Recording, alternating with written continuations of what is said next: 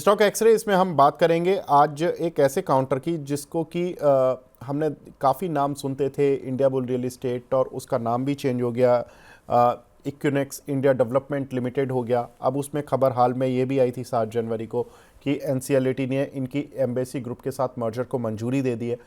Merger वैसे तो 5 साल से अटका हुआ था, 5 साल पहले ही ये खबर आ गई थी, लेकिन 18 महीने तो ये लटका ही रहा, क्योंकि चंडीगढ़ जो कोर्ट थी उसने इनकम टैक्स की बिना पर कुछ इनका केस लटकाए रखा था। मर्जर से एम्बेसी ग्रुप मुंबई और दिल्ली मार्केट में एंट्री करेगा। जितेंद्र विरमानी जो अभी एम्बेसी ग्रुप में हेड है, वो कंपनी के नए प्रमोटर भी हो जाएंगे। मर्जर के बाद नई कंपनी होगी एम्बेसी डेवलपमेंट लिमिटेड, तो इसका फिर नाम चेंज हो जाएगा।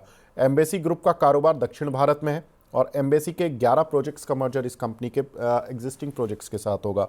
अब इक्विनेक्स के फाइनेंशियल क्या है, कितने प्रोजेक्ट्स हैं, क्या कुछ कर रही है कंपनी।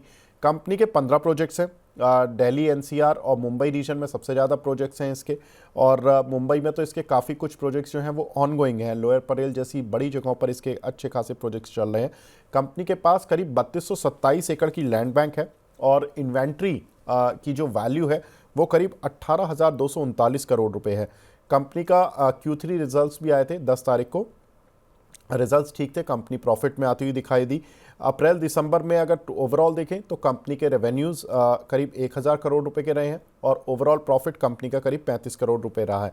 औसत रियलाइजेशन कंपनी का रहता है करीब 11,000 से 12,000 रुपए की रेंज में पर स्क्वायर फिट, तो एक ठीक ठाक रियलाइजेशन पर कंपनी काम कर रही है। कंपनी पर कर्ज भी कम हुआ है हाल फिलहाल में, तो 304 करोड़ का ही अब नेट इस पर डेट रह गया है। अंशुल जी, अगर मैं देखूं इक्विनॉक्स जो कि जब मर्जर हो जाएगा, लेकिन अगर कोई इस काउंटर के चार्ट को देखकर इस पर कुछ ट्रेड करना चाहे या इन्वेस्ट करना चाहे, क्योंकि एम्बेसी ग्रुप के जब शेयर मिलेंगे मिलेंगे, तो क्या ये सही बेट है on the basis of the chart? Sir avoid करना चाहिए। ओके। देखिए, आपसे पिछले 4 दिन का प्राइस एक्शन है काफी नेगेटिव है। ओपन हाई के साथ शुरुआत किया था और रोज गिरावट में आ रही है और बड़े वॉल्यूम के साथ गिरावट आई है। जो टॉप आउट हुआ था 8 जनवरी को 46.5 मिलियन का वॉल्यूम था, 634% राइस था। तो ये नेगेटिव दिख रहा है प्राइस एक्शन, उसका हाई क्रॉस होना बहुत जरूरी है। अगर नहीं होता है तो और स्टॉक में पिटाई हो सकती है, बट अगर ये वो मर्जर वाले में चला गया है तो प्राइस एक्शन उसके साथ ज्यादा मतलब वो पैरेलली चलने लगेगा। तो I would avoid this stock. ठीक है, तो इस काउंटर को अवॉइड करेंगे यहाँ पर। इक्विनॉक्स को तो यहाँ पर ज़्यादा बातचीत करने के लिए फिर रूम ही नहीं बचता है। सर, लेकिन अगर किसी व्यक्ति के पास है, क्योंकि इसमें मैं देख रहा था एक बार जो बनी थी इसकी मर्जर की खबर से पहले, तो वो एक अच्छी बार बनी थी। अगर कोई इंसान 100 सवा 100 की रेंज से पहले फंसा हुआ है या इसमें एंटर कर चुका है, उसके लिए क्या करें? उसको निकल जाना चाहिए या अभी रहें, होल्ड कर सकता है वो? देखिए, जिसके पास है उसको होल्ड करना चाहिए। फ्रेश बाइंग के लिहाज से कोई मोमेंटम बनता हुआ दिख नहीं रहा है, इसलिए हम अवॉइड की सलाह दे रहे हैं। अगर है तो होल्ड कीजिए और कन्वर्जन रेशियो में शेयर आने का वेट करना चाहिए। कुछ ना कुछ अगर उसमें रेशियो अच्छा मिल जाता है तो एक मोमेंटम बन जाएगा, नहीं मिलता है तो इसी रेट के आसपास से आपका कन्वर्जन हो जाएगा। तो जिनके पास है उनको अपनी किस्मत आजमानी चाहिए। जिनके पास नहीं है, फिर अगर मोमेंटम खोज रहे हैं तो और अच्छे काउंटर्स अवेलेबल है, वहां पे इन्वेस्ट कर सकते हैं। ठीक है, तो यहाँ पर जिनके पास है वो होल्ड कर कर चल सकते हैं, नई एंट्री इसमें नहीं लेनी है। सर ने लेवल्स आपको बता दिए हैं कि किन लेवल्स का आपको इंतज़ार करना है। तो फिलहाल स्टॉक एक्सरे को तो यहाँ पर ही विराम देते हैं, आगे बढ़ते हैं अगले सेगमेंट की ओर।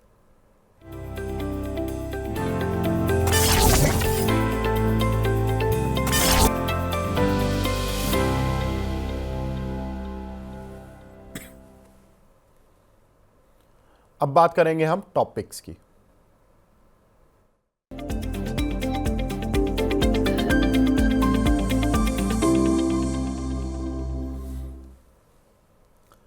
अंशुल जी हमारे साथ जुड़े हुए हैं। अंशुल जी, टॉपिक्स की आपका बड़ा इंतज़ार रहता है, क्योंकि आप थोड़ी सी कॉन्ट्रा कॉल देते हैं कई बार, और बहुत सारे पोर्टफोलियो के शेयर्स तो आप एग्जिट ही करा देते हैं।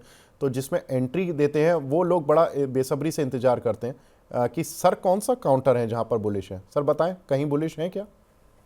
सर देखिए, बहुत एग्रेसिव काउंटर है, इसलिए फिर मैं वही कहूंगा कि मिड कैप स्मॉल कैप का समय नहीं है। आप अगर ट्रेड कर रहे हैं तो less than 5% of overall quantity trade किया कीजिए। नीचे से बहुत बढ़िया वॉल्यूम के साथ पुल बैक आया है, उसके बाद कंसोलिडेशन एकदम साइडवेज लोअर वॉल्यूम पे है। शालीमार पेंट्स, इस स्टॉक में लग रहा है कि एक 20% की मूव बन सकती है, क्योंकि लोअर लेवल से जो वॉल्यूम आया है बहुत बेहतरीन था। 10-15 दिन से कंसोलिडेशन कर रहा है, उसमें एकदम ड्राइड अप वॉल्यूम था। फ्राइडे को अच्छे मार्केट एकदम पिटा हुआ था फ्राइडे को, लेकिन ये स्टॉक बड़ी अच्छी ग्रीन कैंडल के साथ क्लोज हुआ है और अच्छे वॉल्यूम के साथ क्लोज हुआ है। तो मेरे हिसाब से आज जो फॉलो थ्रू मूव मिला है, इसको और ये एक्सटेंड करेगा 1-2 दिन, अगर मार्केट यहाँ से रिकवरी ठीक ठाक लेता है। तो शालीमार पेंट आपको बाई करना चाहिए 132-33 रुपए पे। 125 रुपए का क्लोजिंग बेसिस स्टॉप लॉस ले लीजिए, छोटा सा 5-7-8 रुपए का स्टॉप लॉस रहेगा। और ऊपर में 150 रुपए का आपको फटाफट टारगेट मिल सकता है। बट अगेन मैं रिपीट कर दूं, स्मॉल कैप काउंटर है, कुल 178 करोड़ का फ्री फ्लोट है, 1100 करोड़ का मार्केट कैप है।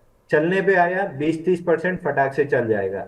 मार्केट खराब हुआ तो आपका छोटा सा स्टॉप लॉस भी ले जाएगा। क्वांटिटी यूजुअली अगर आप 100 ट्रेड करते हैं तो 5 या 10 शेयर से ज्यादा मत लीजिएगा, मतलब यूजुअल क्वांटिटी का 5 या 10% ही लीजिएगा, ताकि स्टॉप लॉस कटे तो छोटा लॉस हो, अगर प्रॉफिट मिले तो ठीक ठाक रिटर्न ऑन इन्वेस्टमेंट आपको निकल आएगा। ठीक है। तो शालीमार पेंट केवल एकमात्र कॉल जो अंशुल जी की तरफ से दी गई है। 133 रुपये पर चल रहा है काउंटर, 150 रुपये का टारगेट, 8 रुपये का एक स्टॉप लॉस है और 17 रुपये ऊपर का टारगेट है। तो रिस्क रिवॉर्ड इस तरह का है कि फेवर में जा रहा है। स्टॉप लॉस छोटा है और टारगेट थोड़ा डबल साइज़ का है स्टॉप लॉस के मुकाबले। तो ये एक अच्छी चीज़ है। सनी सर भी हमारे साथ कुछ कॉल डिस्कस करके गए थे, जिसमें कि सिरमा एसजीएस जहां पर कि 549 रुपये का लेवल चल रहा है, 700 रुपये के टारगेट के लिए उन्होंने ख़रीदारी की सलाह दी थी। और साथ ही उन्होंने एक और कॉल दी थी, वो थी कोलगेट, जहां पर कि उन्होंने ख़रीदारी की राय दी थी 2791 रुपये के लेवल पर 3200 के टारगेट के लिए। तो ये दो कॉल फंडामेंटल है और अंशुल जी की जो कॉल है वो टेक्निकल लेवल्स पर है, जिसमें स्टॉप लॉस भी आपको बताए गए हैं।